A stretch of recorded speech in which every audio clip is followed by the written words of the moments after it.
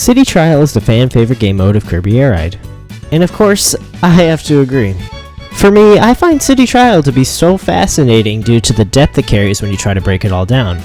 If you try to learn the game in a way where you can master the logic, you really start to understand how you are supposed to play the game in order to win. If you have interest in actually taking multiplayer somewhat seriously, then welcome to the first of many future videos going over the technical aspects of City Trial. These videos will go over certain aspects of the game, mostly in City Trial, in an attempt to explain them in depth.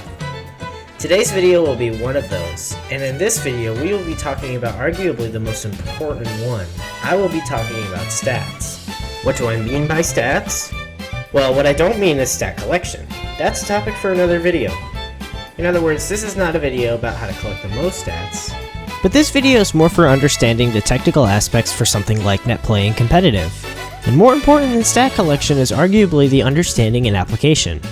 So if you're one of the many who threw your game into the woods after not being able to understand what weight does, then this video is for you.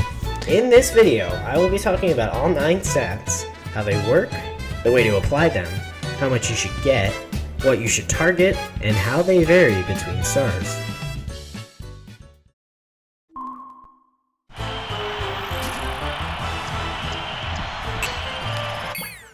I will be going from the top to the bottom in order. And of course, our first item today goes right at the tippy top of the stat board. Boost. Now boost is the first of the fundamental stats. There are 3 main theoretical categories that stats exist in. The first one is fundamentals, which are the stats that are most important for executing the fundamental movement options that are needed to play. The other 2 are first, subordinate stats, and lastly, the combat stats. We'll be going into those more in detail in a little bit. Now boost, in a slightly more ironic point of view, is not mainly for the forward thrust you get when releasing your charge. Rather, it more functions as the acceleration tool for your star. The level at which your boost is at will directly correlate to how fast a given machine will reach its top speed. This is the main key piece when regarding boost. If you need to improve your acceleration, which is a huge aspect of every star's movement, you will need boost, and it is why it is a critical item. Still though, there is a noticeable forward thrust you get from your boosts when releasing the charge gauge on most vehicles, but no machine is this more apparent on than the Rocket Star, which already has a huge forward thrust that becomes even more ridiculous with more boost. Boost also has an interesting side effect where your drifting when charging is reduced, making a lot of stars almost instantly stop at high boost, unlike when they're at low boost. This is not exactly due to the machine having increased traction, but more so how alongside increasing your acceleration, boost also increases your deacceleration. Boost also has a possible unintentional side effect of causing some machines with noticeably lower top speed and higher boost to move quicker when turning, creating a type of movement that is coined snaking. Snaking makes you move faster over driving straight, which is abusable on some machines, especially Wagon and Shadow Star. Generally speaking, getting as much boost as possible is always the most optimal. Every star benefits from boost, but others benefit more significantly than others. I would say the only exception to this is Rocket Star. One of the most well-known benefactors of boost has to be the Wagon Star, which basically turns it from a pretty slow and weak machine into a super fast powerhouse, as the acceleration property is heightened since it can't boost out of charge. It also, like I said before, has one of the best snaking movement in the game. And of course, we must talk about the Swerve Star's infamous wall speed glitch. Now this glitch is one of the biggest reasons why the Swerve Star is banned in competitive play. In the game, if you have the Swerve Star, if you spin at a wall at a roughly 40 to 50 degree angle, your speed will be increased about 50%. That is, if you don't have any boost. When you do have more boost, the speed you get from the wall spin is directly proportional to it. In other words, the more boost you have, the faster you will go spinning on the wall. And yes, it is super broken and overpowered. In fact, you can pretty much win any drag race in less than 10 seconds with 0 top speed. Finally, I'll touch up more on how Boost causes you to accelerate way faster when nosediving downwards. Nowhere is this more obvious than with Shadow, which will dip much harder and faster when forward tilting more than any other machine. This is actually something I really like about the vehicle, as it creates a really super quick way to reach the floor, and be able to buffer spin inputs since you're not holding the A button.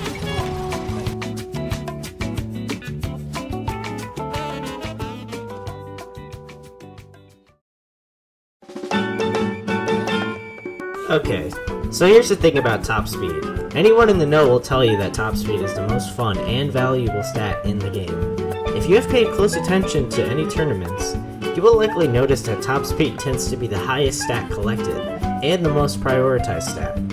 Although this tends to be rare in destruction derbies due to how much more common combat stats are than top speed. All collecting top speed does is increase the cap your vehicle has for its top speed. Now what's important to remember though, is that it does not affect acceleration. That is what Boost does. This is why it is important to compound top speed in Boost for it to be the most effective.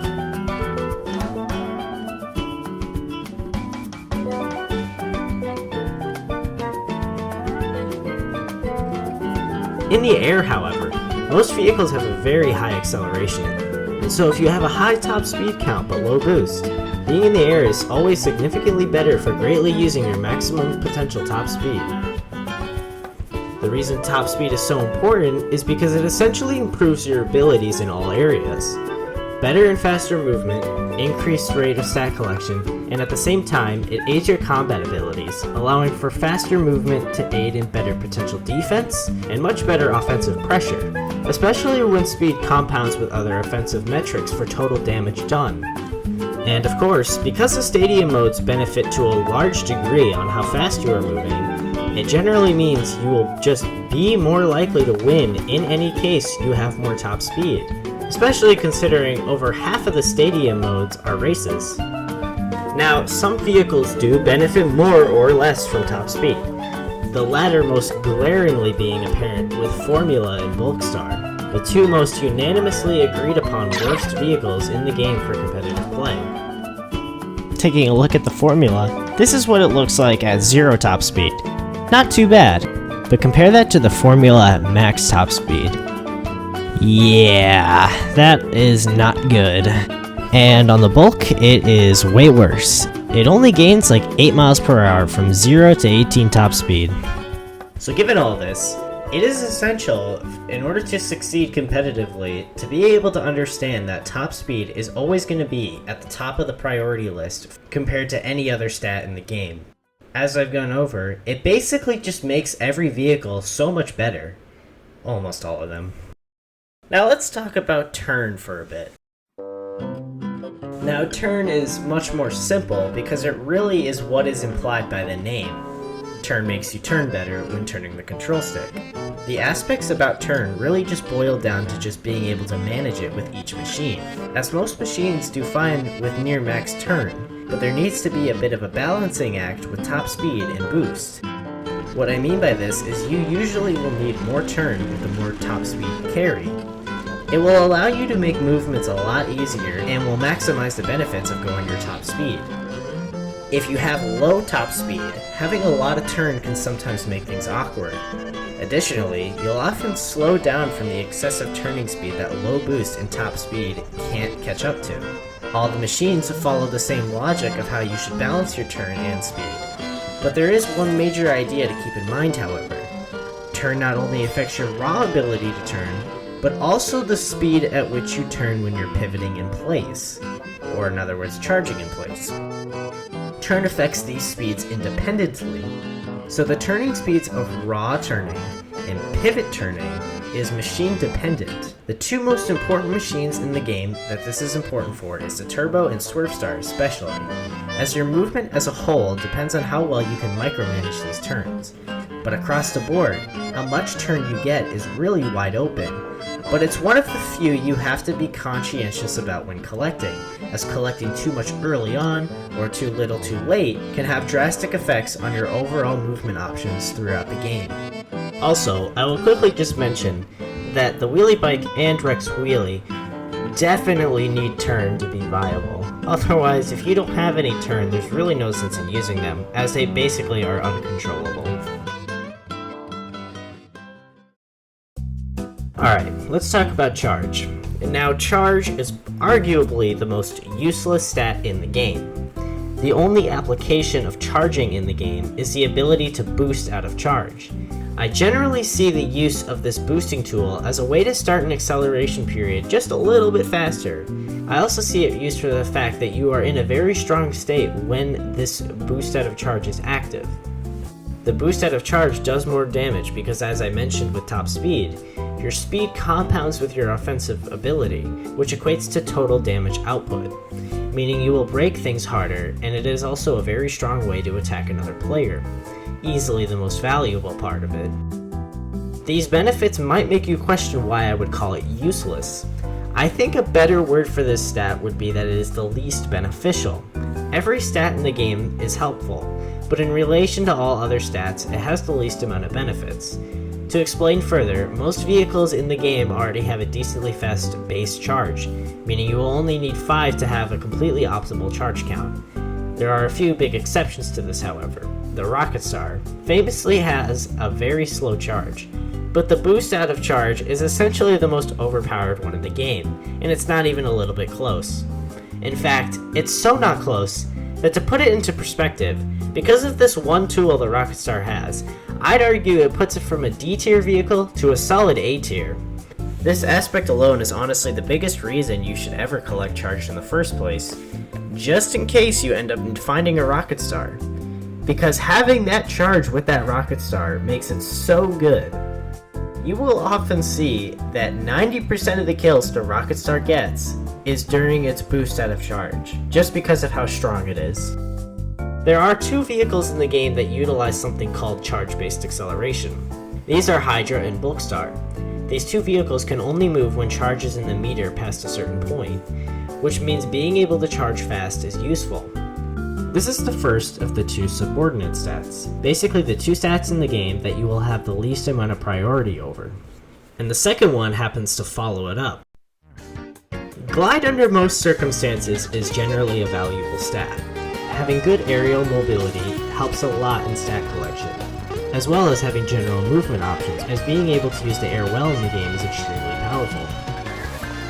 Now, what Glide does specifically is it gives your machine's vertical movement a larger increase and also increases your overall glide time. This fact is a little bit more evident depending on what machine you have. Turbo and Bulk are some of my personal favorites, with their ridiculous vertical gain from just the smallest slide off of a ledge at high glide counts.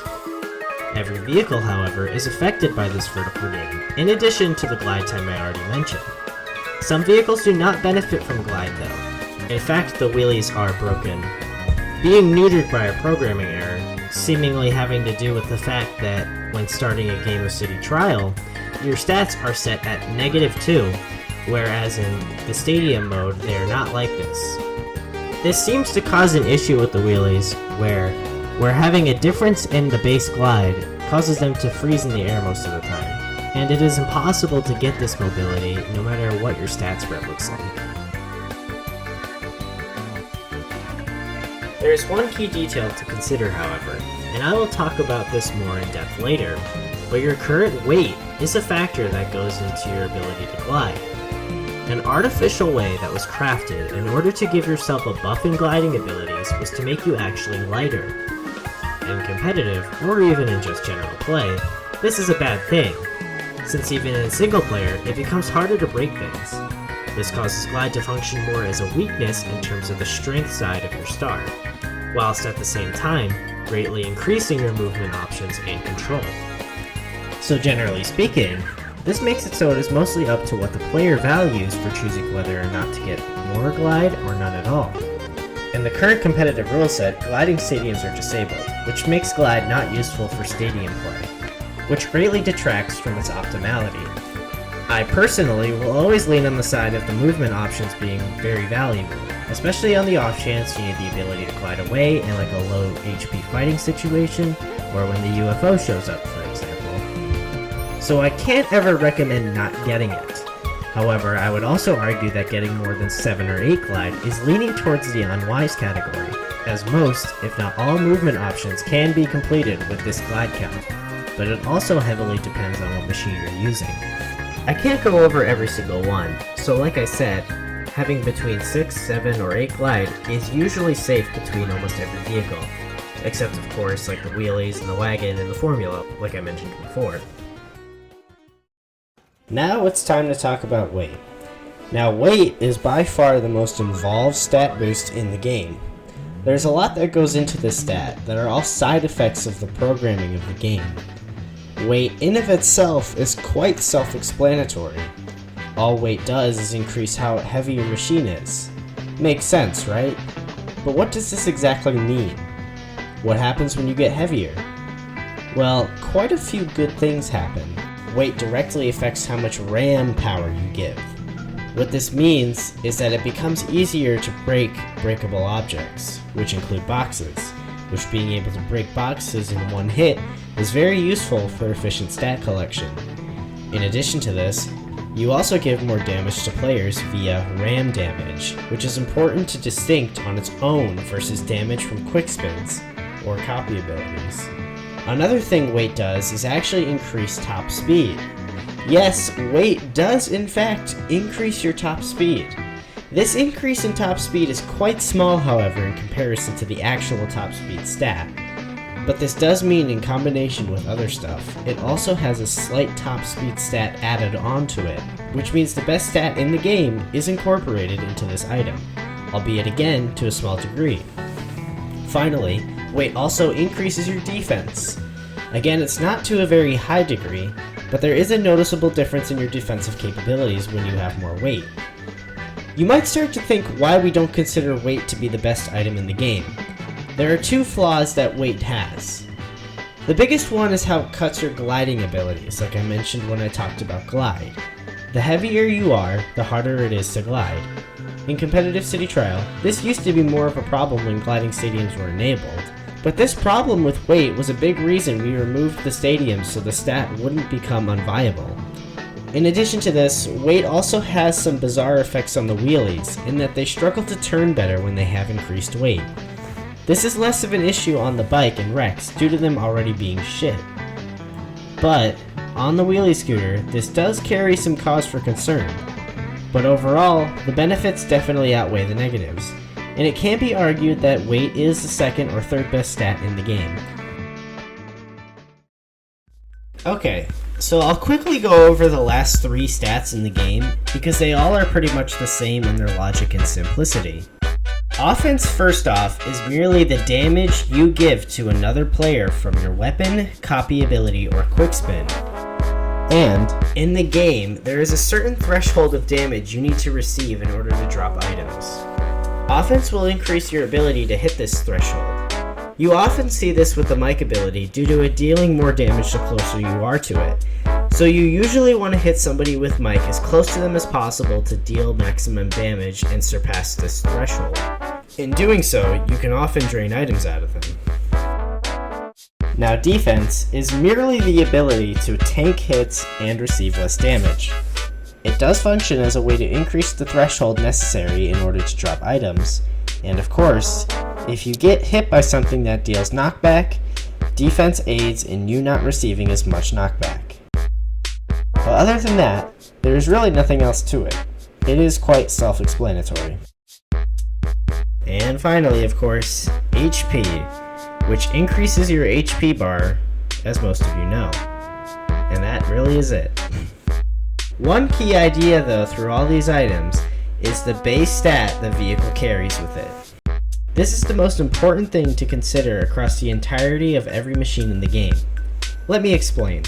Every vehicle in the game has an assigned base stat for each of the 9 items. The items you pick up function as a multiplier of this item, meaning the base stat that is assigned to a vehicle will mean that the item will scale at a higher rate than if it was lower versus another. Let's take the compact for example, which famously carries with it a defense modifier of 0. This means collecting defense or weight on compact does absolutely nothing for it defensively. It will still take the same damage as if it had 0. On the opposite end, the Shadow Star has a famously high offense modifier, meaning even just a little bit of offense makes it possible for its quick spin to do insane damage. But of course, that's not always going to be 100% consistent given the variance with something like somebody's defense. In a future video where I talk about these machines more in depth, I will be going over these stats, so I'm not going to talk about them anymore in this video. But, for this video, that about wraps things up. I've hit all 9 items, and hopefully you've learned something. And of course, if you'd like to put your knowledge to the test, please join the netplay community and play with everyone there. I have more videos planned in the future like this one talking about the technical aspects of car. So, make sure to subscribe so you don't miss it, and I'll see you all in the city.